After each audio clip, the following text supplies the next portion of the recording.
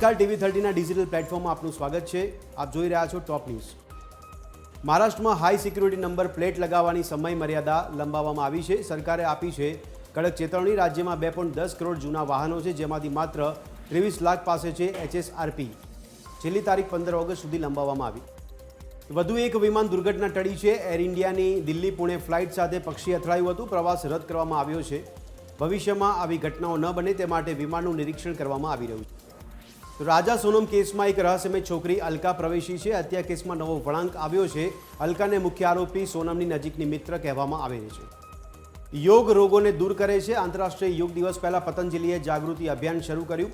અભિયાનનો ઉદ્દેશ લોકોને યોગના સ્વાસ્થ્યના લાભો વિશે જાગૃત કરવાનો। ઇસ્લામિક દેશોના હેન્ડલર્સ કોંગ્રેસના સોશિયલ મીડિયાનું સંચાલન કરી રહ્યા છે। હેમંત બિસ્વા શર્માએ હવે આસામ કોંગ્રેસ પર પ્રહારો કર્યા।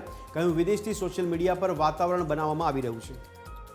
તો અમિત ખૂંટ આત્મહત્યા કેસમાં દુષ્કર્મનો ભોગ બનેલ સગીરાએ ગોંડલ કોર્ટમાં નોંધાવી ફરિયાદ। પૂર્વ ધારાસભ્ય જયરાસિંહ જાડેજા 6 પીઆઈ સહિત કુલ 28 લોકો સામે ફરિયાદ।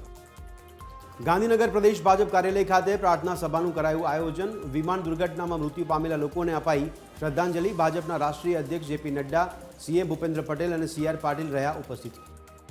વડોદરામાં વધુ એક હિટ એન્ડ રનની ઘટના બની। બેફામ કાર ચાલકે આધેડને 50 મીટર ઢસડ્યા। આધેડને ટક્કર મારી કાર ચાલક ઘટના સ્થળેથી થયો ફરાર। તો સુરતમાં ધોરણ 9ના વિદ્યાર્થીએ ગળે ફાંસો ખાઈને આપઘાત કર્યો। પિતા કેક લઈને ઘરે આવતા દીકરાને ફાંસો ખાધેલી હાલતમાં જોયો। આત્મહત્યાનું કારણ હજુ પણ અકબંધ। તો પાટણના વડુ ગામે ટ્રેક્ટર અને ઇકો કાર વચ્ચે ગમખોર અકસ્માત સર્જાયો। ઇકોની ટક્કરથી ટ્રેક્ટરના 2 ટુકડા થઈ ગયા। ઇકોમાં સવાર 5 લોકોને પહોંચી ગંભીર ઈજાઓ।